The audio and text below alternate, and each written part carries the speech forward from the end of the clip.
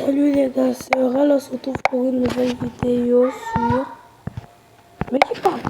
Dans GTA San Andreas, la tour la plus haute c'est celle-ci, et autour de Carl Johnson de s'élancer et de nous faire un magnifique saut. Déjà la vue est toujours aussi belle. Bon, lui aussi il gesticule un petit peu des bras. Contrairement à Vice City, ça va un peu plus piquer l'atterrissage puis il va s'écraser comme une crêpe. Allez, autour de Nico dans GTA 4, bien entendu la plus haute tour c'est celle-ci. Allez, on saute. Au début ça paraît tout à fait normal, la chute est plutôt réaliste. Par contre dès qu'on va taper un coin de mur, il va se mettre à faire des rotations bizarres. Malheureusement on n'atterrit pas tout en bas, on va taper un petit coin de la tour juste avant le sol. On finit bien entendu par GTA 5. Souci, là déjà on a une chute qui est beaucoup plus réaliste. Ne dis pas l'atterrissage comme il va être violent. On va sauter du point le plus... Que se passe-t-il si vous percutez un avion avec un... Comment réagissent les PNJ s'ils voient le corps d'une personne sans vie dans tous les jeux GTA? On commence avec GTA. Que se passe-t-il si on percute une... Non mais attendez, il y a deux chemins. Ok, j'ai clair. On va se rendre à l'époque. Que se passe-t-il?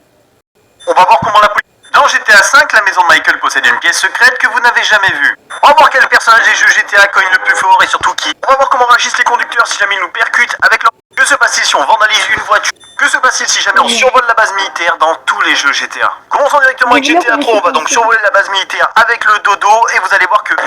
Ouais, les avions volent pas dans le GTA là et dans tous les cas il n'y aurait pas de conséquences à survoler la base militaire. Pour GTA Vice City, heureusement les hélicoptères sont capables de décoller. Voici donc la base militaire et si jamais on la survole, on n'aura pas d'étoiles. Par contre les militaires qui sont présents à l'intérieur vont vous tirer dessus pour essayer de détruire votre hélicoptère et finiront même par y arriver. Pour GTA San Andreas, la base militaire est au milieu du désert et par contre si jamais vous la survolez, vous allez tout simplement vous prendre des coups lance-missiles. Si vous entendez ce bruit, c'est très mauvais signe, c'est-à-dire qu'il y a un missile qui est actuellement en train d'arriver sur votre hélicoptère ou votre avion. Et ça jusqu'à ce que votre véhicule soit détruit. Malheureusement pour GTA 4, la ville de Liberty City n'a pas de base militaire. On passe à la base militaire de GTA 5 qui est bien plus grande que celle de tous les autres GTA. Quand vous allez commencer à la survoler, vous aurez ce message d'avertissement.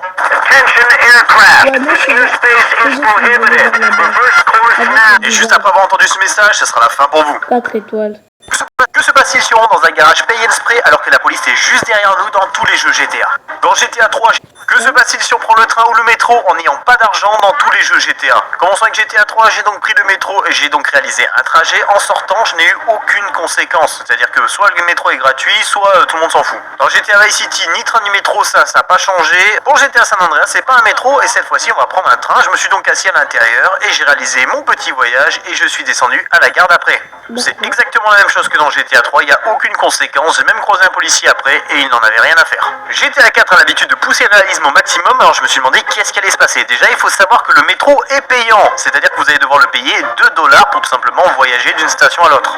Et ben quand je suis sorti à la prochaine station sans avoir payé mon ticket, ça m'a déclenché une étoile et la police m'attendait en bas pour m'arrêter. Honnêtement, j'étais choqué. Dans GTA 5, on va prendre le métro, il y a des bornes à tickets devant, donc le métro est logiquement payant. J'ai donc effectué un trajet qui était plutôt long d'ailleurs dans GTA 5 et quand je suis sorti du métro, rien. Pas d'étoile, pas de conséquences, ils n'ont pas eu envie de pousser le délire aussi loin que dans GTA 4. Que se passe-t-il? On va voir comment réagissent les membres du camp si jamais on leur ramène un poisson légendaire dans Red Dead Redemption 2. La première étape est d'abord trouver un poisson. Combien de temps faut-il pour toucher de l'herbe avec notre personnage dans tous les jeux GTA? Commençons directement avec GTA 3, le moyen le plus simple est de prendre directement la voiture, vous allez vous arrêter au milieu du pont, ensuite vous enjambez la bordure et là vous pourrez toucher de l'herbe au bout de 13 secondes exactement. Dans GTA Vice City, on se rend directement dans la rue de derrière, on tourne à gauche et là ça va être extrêmement rapide car vous allez pouvoir toucher de l'herbe au bout de 7 secondes seulement. Dans GTA San Andreas, c'est dommage, on peut pas bouger notre personnage dès le début, il est bloqué, mais en fait il vous suffira de tourner à droite et vous allez pouvoir toucher de l'herbe en moins de 6 secondes. Pour GTA 4, ça va être un petit peu plus long que dans GTA San Andreas, on commence le jeu en étant dans un port et surtout ça se passe dans la ville de New York, donc il n'y a pas de l'herbe à tous les coins de rue. Le moyen le plus simple de toucher de l'herbe est tout simplement de se rendre au parc le plus proche et une fois qu'on y sera, il nous aura fallu exactement 41 secondes pour pouvoir enfin toucher de l'herbe. GTA 5 ça va être encore plus long pendant le braquage de Northampton, c'est la saison hivernale et toute l'herbe est recouverte par la neige, donc vous êtes tout simplement obligé de passer l'entièreté du prologue pour pouvoir toucher de l'herbe. C'est à partir du moment où on passe enfin sur Franklin qu'il suffit de tourner directement sur la droite et vous pouvez toucher de l'herbe au bout de 7 minutes et 13. Combien de temps faut-il pour toucher de l'eau avec notre personnage dans tous les jeux GTA? Que se passe-t-il si on essaie de s'enfuir en train alors qu'on a le maximum d'étoiles de recherche dans tous les jeux GTA?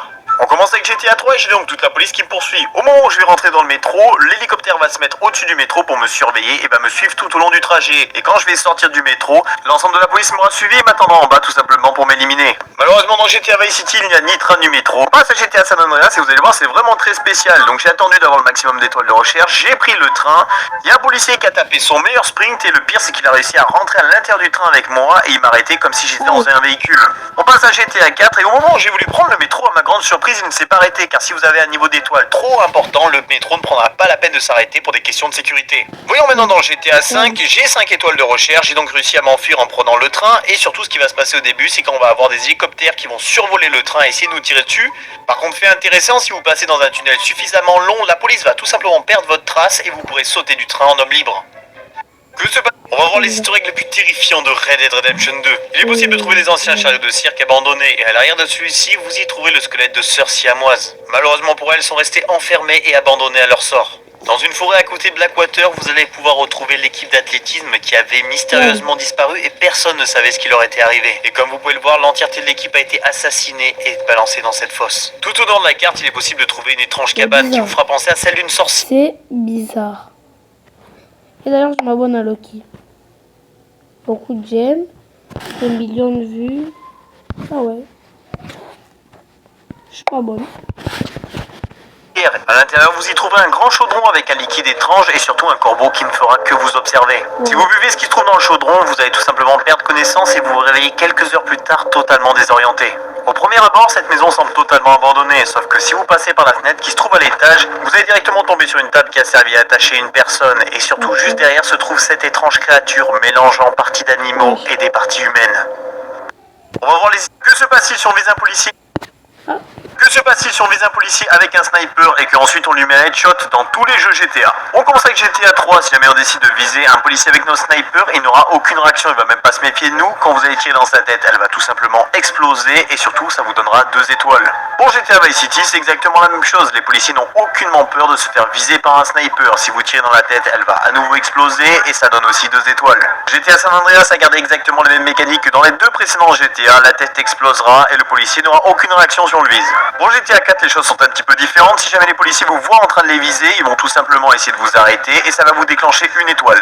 Si maintenant vous décidez de mettre un headshot avec votre sniper, un policier, la tête ne va pas exploser et étrangement, ça vous donnera qu'une seule étoile. Dans GTA 5, contrairement à GTA 4, si on vise un policier avec un sniper, il va instantanément nous tirer dessus. Et mettre un headshot à un policier ne fait pas exploser sa tête. Par contre, vous aurez 3 étoiles directement et ça va chauffer.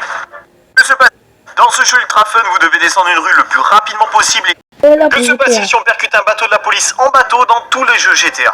Pourtant, comment réagit un policier si jamais on lui lance une grenade dessus dans tous les jeux GTA? Dans GTA, on va voir les historiques les plus creepy de chacun des GTA. Dans GTA Vice City, on devra se rendre à la boucherie Carcinero. Et si on a des présentoirs, vous pouvez y voir un petit paquet avec marqué organe humain pour transplantation. Juste derrière, on peut voir apparaître un bras humain mal texturé et potentiellement aussi un cerveau humain sur la droite. Et oui, ce boucher ne coupe pas que des animaux. À côté là, il y a un bras.